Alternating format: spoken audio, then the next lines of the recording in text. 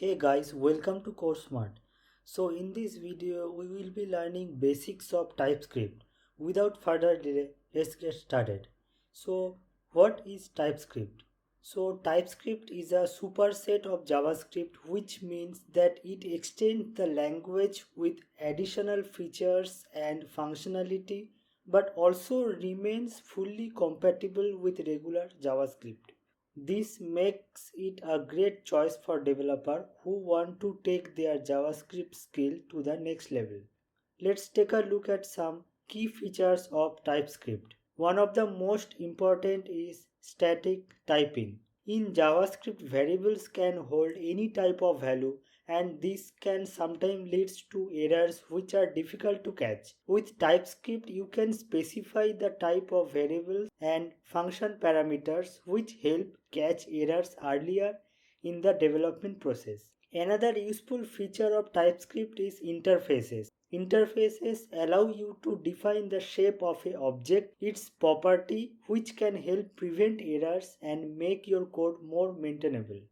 TypeScript also can support object-oriented programming concepts like classes, inheritance, which can help you write more modular and reusable code. Finally, TypeScript includes support of modern JavaScript features like modules, which make it easy to organize your code into reusable components. So that was the quick overview of TypeScript.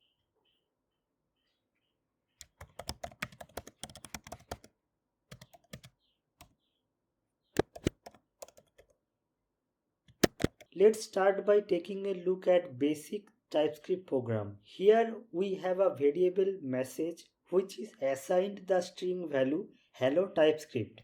Notice that we have also added a type annotation here for this message variable. This tells TypeScript that the message variable should always be a string. So I tried to assign a different type of value in message variable, so it's throwing error.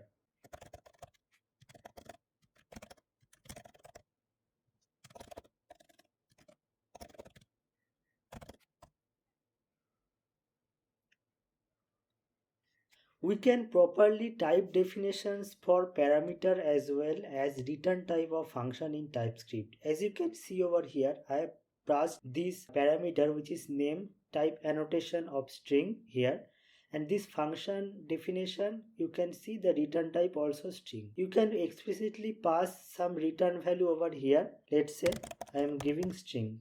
So this function automatically infer the return type as string. If you need to explicitly pass the return type for this function, you can pass it over here.